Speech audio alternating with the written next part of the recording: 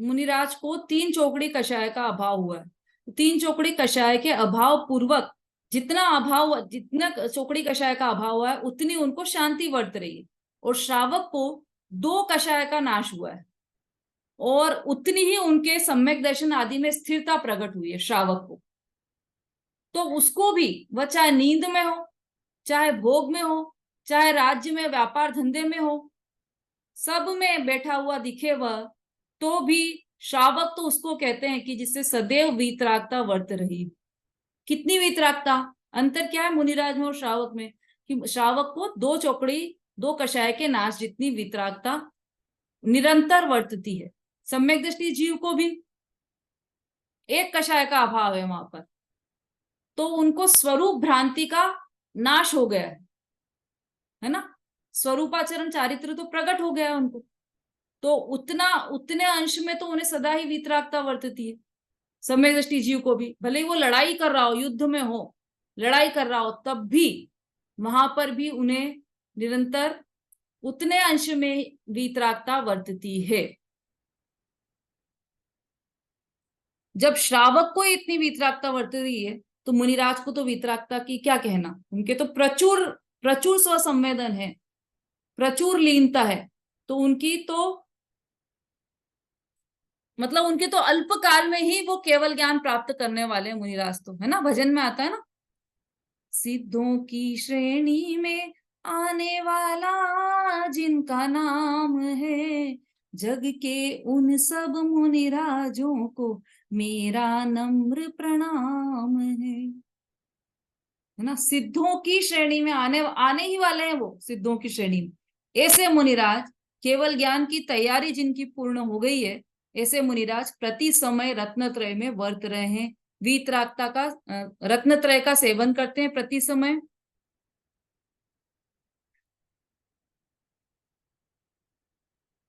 है ना। और जो श्रावक है और सम्यक दृष्टि है, उनको न तो जो सम्यक दृष्टि जीव है उनको न तो देश व्रत है और न सकल चारित्र है, न देश चारित्र है न सकल चारित्र है। फिर भी वहां मतलब चौथे गुण स्थान में तो देश व्रत का विकल्प भी नहीं है, फिर भी स्वरूपाचरण चारित्र का अंश वहां पर सदैव वर्त रहा है, सदैव।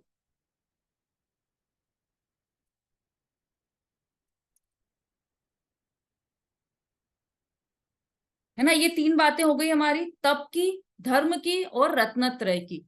अब आई अगली बात विहार की। मुनिराज विहार कैसे करते हैं? तो मुनि साथ में व एक विचरे, है ना, मुनियों के संघ में अथवा अकेले विचरते हैं। मुनिराज एकल विहारी भी मुनिराज होते हैं और संघ में भी विचरण करते हैं मुनिराज, है ना। जिनके मुनिराज जो अकेले विचरण करते हैं वो भी मतलब मोस्टली तो संघ में ही विचरण करते हैं मुनिराज, और कोई कोई मुनिराज एकल विहारी होते हैं, तो वो भी अपने स्वरूप की मस्ती में इतने मस्त रहते हैं कि उन्हें संघ का ख्याल नहीं, अकेले ही विचरण करते हैं। ऐसे मुनिराज भी होते हैं, मतलब अतीन्द्रिय आनंद की लहर में रहते हैं मुनिराज सदैव। अब चाहे नहीं भव सुख कदा, किसी भी समय सांसारिक सुखों की इच्छा नहीं करते, ऐसे होते हैं मुनिराज। किसी भी समय सांसारिक सुखों की इच्छा नहीं करें। सांसारिक सुखों की इच्छा करें तो मुनिपद से ही भ्रष्ट हो जाए, है ना। उनका पुष्प डाल मुनिराज की कहानी अभी अभी सुनी है अपन ने, है ना। सांसारिक सुखों की इच्छा की उन्होंने, तो वो मुनि पद से ही भ्रष्ट हो जाते हैं। लेकिन उन्होंने तो स्थितिकरण की, वापस वो अपने धर्म मार्ग में लग गए थे, वो कहानी अलग है ना। मतलब ऐसा आहार भी लेने जाए मुनिराज तो ऐसा विचार नहीं करते कि आज आहार में खीर मिल जाए तो बहुत अच्छा रहे, या मेरा गला आज ठीक नहीं है तो कोई सोंठ का काढ़ा बना के पिला दे, मेरा गला ठीक हो जाए। ऐसा भी विचार नहीं करते, रोग को ठीक करने का भी विचार नहीं करते मुनिराज। इतने निर्लिप्त रहते हैं मुनिराज। और कोई मुझे गर्म गर्म गर्म, आज तो बारिश हो रही है तो गर्म गर्म भजिए बनाकर खिला दे तो बहुत अच्छा हो जाए, ऐसा विचार नहीं करते मुनिराज। अनीता जी। मैडम ये इतनी बात आई तो मैं एक बात कहूंगी, पाप तो लगेगा मुनिराज जो के बारे में बोल रही हूँ, पाप तो लगेगा मेरे पे। मुझे पता है निंदा नहीं करनी चाहिए। यदि ऐसा विचार मुनिराज करते हैं और लेते भी हैं तो ये सही है। कैसा विचार? जैसे आज मुझे भजिया मिल जाए, ऐसे मैंने भी दिया है, डोसा दिया है, कहीं कुछ दिया है, ये रहता है। आज ही मैं सोनागिरी कल गई थी, तो कौन सी माता जी थी, तो मैंने उनके 2 बार चरण छुए और मैंने यही कहा कि माता जी मैं आपके दर्शन करके धन्य हो गई। मैं 5-6 साल से आपको देखने के लिए तरस रही थी, सिर्फ टीवी पे देखती थी। उन्होंने मैडम कुछ वो नहीं दिया, जो दान दे रहे थे उनको कर रहे थे, तो ये अच्छी बात नहीं है। दान हम गुप्त देते हैं, मगर ये बोल के दान नहीं देते हैं, तो ये अच्छी बात है मैडम। थोड़ा मन को गिलानी सी हुई कि अपने को ऐसा नहीं करना चाहिए, माने उनको ऐसा नहीं करना चाहिए। ये तो संसार है, यहाँ पर तो हर मैं, तरह के जीव मिलेंगे आपको, है ना। हाँ, जब हाँ, आदिनाथ मुनिराज बने थे पहले तीर्थंकर, 24 ही निकल गई, उसके बाद तो कितना समय निकल गया। पहले तीर्थंकर जब आदिनाथ मुनिराज बने थे तो उनके साथ कितने कितने लोग मुनि बने थे? ध्यान है किसी को? हाँ रंजना जी। 4,000 राजाओं ने दीक्षा ली थी आजाद मुनिराज के साथ में। 4000 राजाओं ने, बोलो, 4000 राजाओं ने दीक्षा ली, और उसके बाद ये थोड़ा ये निकृष्टता है ना ताल में, तो वो सब भ्रष्ट हो गए मुनिराज, और पेड़ पे से तोड़कर कंद मूल वगैरह सब खाने लगे, है ना। मुनि बनने के बाद की बात है ये। तो हमारा क्या कर्तव्य उसमें, कि हम बैठ जाएं और निंदा करें उनकी, कह रहे ये तो कंदमूल खाते हैं। जहां हमें श्रद्धेय नहीं हो उस ओर दृष्टि ही नहीं ले जाना है। जिनवाणी माता ने कसौटी दी है हमें, है ना। देखो, जो कसौटी स्वर्णकार जो होते हैं, सुनार जो होते हैं, उनके पास कसौटी होती है एक, हीरे की और सोने की ऐसी कसौटी होती है, ऐसी डिब्बी जैसी होती है। तो वो उस कसौटी पर कसते हैं सोने को और चेक करते हैं कि असली सोना है या नहीं। ठीक है। अब उनमें से उनके पास 50 आइटम आए, उनमें से 25 आइटम उनके ऐसा निकल गया कि नकली है, ये सोना सोना है ही नहीं है, ये पीतल का है और ये सोना बोल के लाए। तो वो क्या करें कि ये भी सोना नहीं है, ये भी सोना नहीं है, ये भी सोना नहीं है, इसमें टाइम बिताएं, या फिर जो स्वर्ण है उसको उठाया और जो कसौटी पर खरा उतर गया स्वर्ण, उसको लिया और उससे अपना कार्य, उसके अपना आभूषण बनाना शुरू कर दिया। दोनों में से क्या करना चाहिए उन्हें? उन्हें अपना कार्य साधना चाहिए, क्योंकि ऐसे तो बहुत लोग हैं जो गलत चीजें लाके देंगे। पीतल ला देंगे, तांबा ला देंगे, कलर्ड वो ला देंगे, बहुत चीजें लाके देंगे, और बहुत लोग लाके देंगे। तो उनमें नहीं समय बिताते हुए अपना कार्य साधना, कि मुझे तो ये कसौटी मिल गई है, मैं इस पे कसकर जो खरा उतर रहा है इस कसौटी पर, मैं, मेरे लिए वही श्रद्धे है, उसके अतिरिक्त कोई भी श्रद्धे नहीं। कसौटी दी है, कितनी अच्छी बात है कि हमें कसौटी मिल गई जिनागम, कितने लकी हैं हम, है ना। और देखो, देव शास्त्र और गुरु, इसकी चर्चा हमने अभी की है तीसरी ढाल में, और दूसरी ढाल में भी हमने चौथी ढाल में की, और दूसरी ढाल में हमने, तीसरी ढाल में क्या देखा था? कुदेव, कुगुरु और कुशास्त्र की चर्चा की थी। तो वहां पर कल ही अपन ने ये प्रश्न पूछा था कि कुगुरु किसे कहते हैं? अंतर रागादिक धरे जेह, बाहर धन अंबर ते सने। जिनके अंदर में रागादिक हो, रागादिक मतलब कि ऐसा राग हो कि ये पैसे वाला है तो ये अच्छी बोली लेगा, तो मैं इस पर ज्यादा ध्यान दूं। तो पैसे के प्रति राग, मान के प्रति राग, किसी भी प्रकार का कोई भी राग हो, तो वो क्या है? कुगुरु की श्रेणी में आ गए हो। उनकी निंदा करने के बजाय, क्योंकि हमारा जीवन तो अमूल्य है ना, हमारा एक एक समय अमूल्य है, एक एक क्षण अमूल्य है। अभी देखो, अभी कहाँ प्रमोद बालाजी हैं, उन्होंने अभी कैसी बात बताई, कितना क्षणिक है हमारा जीवन। तो हम उस व्यर्थ की बातों में और व्यर्थ के विषय में क्यों जाएं? हमारे पास आगम कम नहीं है, इतने सारे आगम है कि आप जीवन भर पढ़ो तो भी वो पूरे नहीं होंगे। आगम का अध्ययन करो, अपना समय इधर उधर की बातों में मत लगाओ। जो हमें मिल गई है चीज, बस अब उसे मत छोड़ो। न किसी की निंदा करना है, अपना लोटा छानते जाओ बस। पूरे कुएं का पानी आप छान नहीं सकते, क्योंकि आपका जीवन अल्प है। क्या करना, अपना लोटा लिया, वो छाना, वो पिया, अपना काम किया और चले गए। ये करना है हमें, ठीक है। तो जो मुनिराज होते हैं, उनके तप धर्म विहार ये सब कैसे होते हैं, ये हमने देखा। मतलब वो संघ में भी रहते हैं या एकल विहारी भी होते हैं, किंतु भव सुख की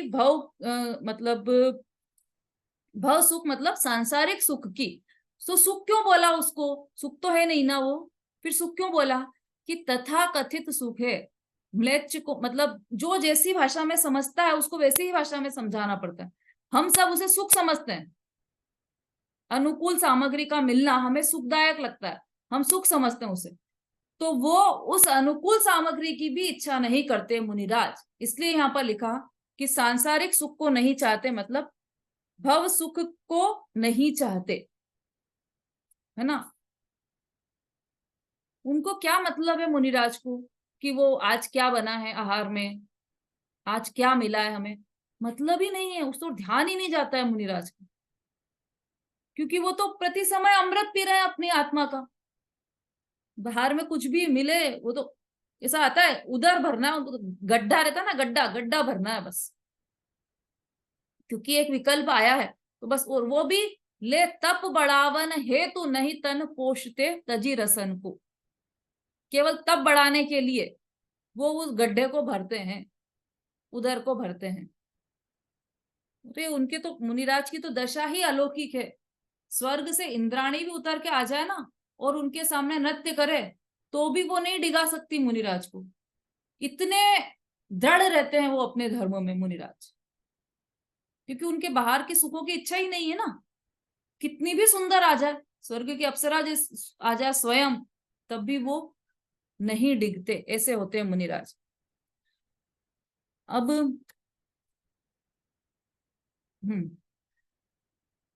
और इस प्रकार सकल संयम चारित्र है।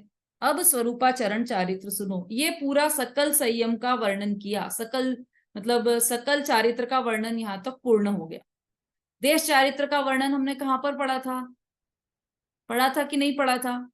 ध्यान है किसी को? देश चारित्र का वर्णन हमने पढ़ा था या नहीं पढ़ा था? और पढ़ा था तो कहां पर पढ़ा था?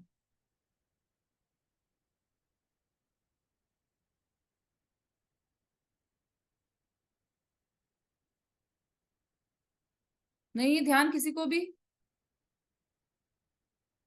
समता भाभी? पंचम गुण स्थानवर्ती को पढ़ा था ना, उसमें चौथी डाल में। चौथी ढाल में, बिल्कुल सही।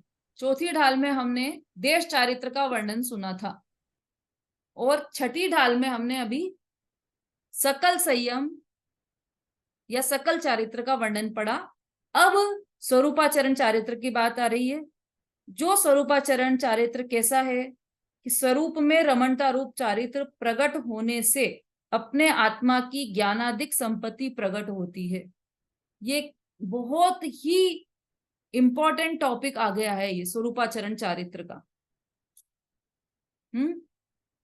क्यों? क्योंकि इस स्वरूपाचरण चारित्र से के प्रकट होने से आत्मा की, अब हमारा जो खजाना भरा हुआ है वो सब प्रकट हो जाता है। खजाना तो अनादिकाल से भरा हुआ है ना। कोई हमारे घर में तिजोरी हो जो हमारे परदादा के समय की तिजोरी हो, और हमें यह भी पता हो, उसका पूरा लेखा जोखा हो हमारे पास कि इसमें 1 टन सोना भरा हुआ है इस तिजोरी के अंदर,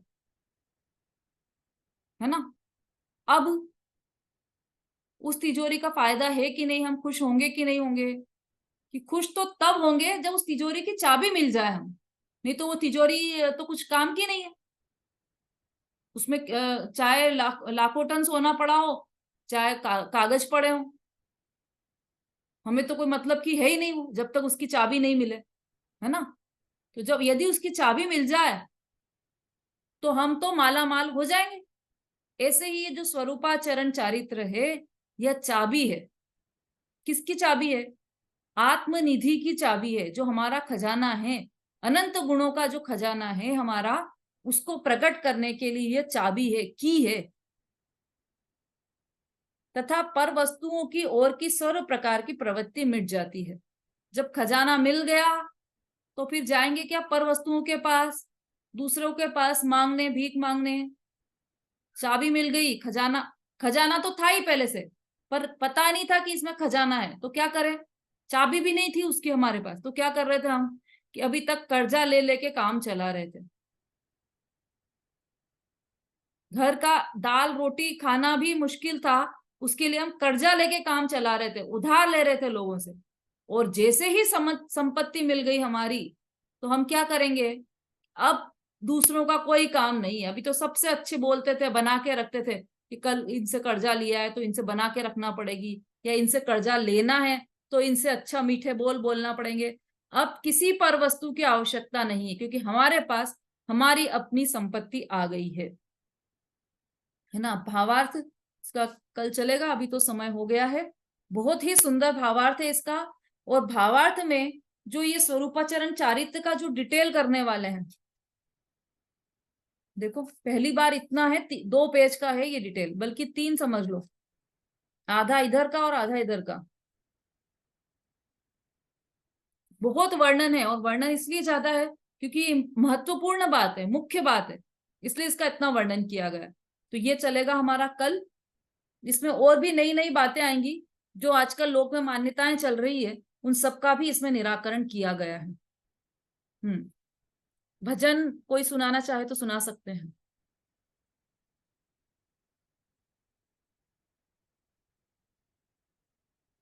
हाँ जी, अभिलाषा जी।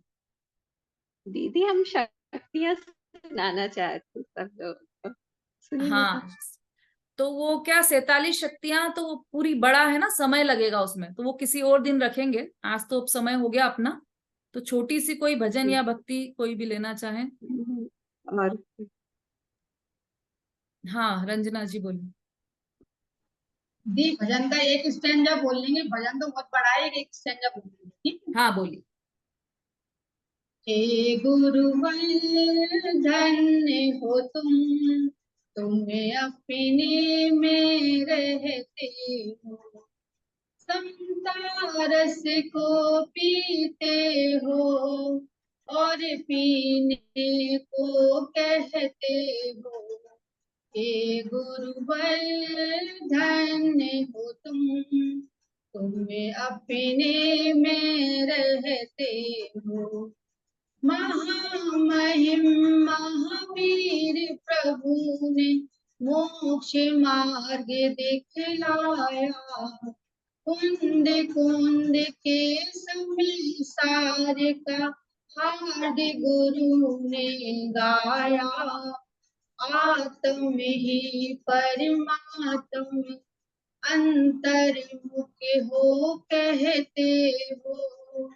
हे गुरुवर धन्य हो तुम अपने में रहते हो।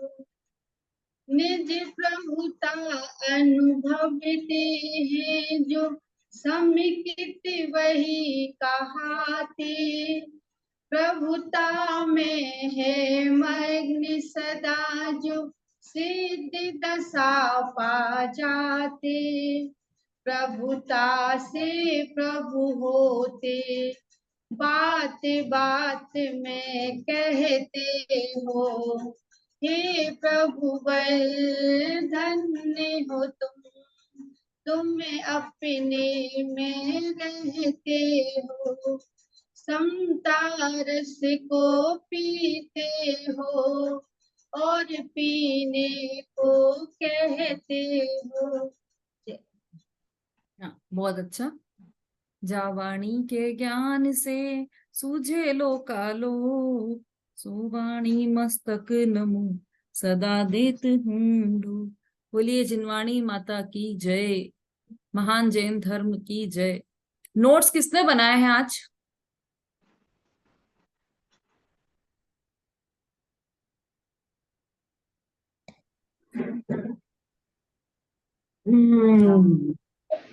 हाँ, नोट्स किसी ने बनाए हैं?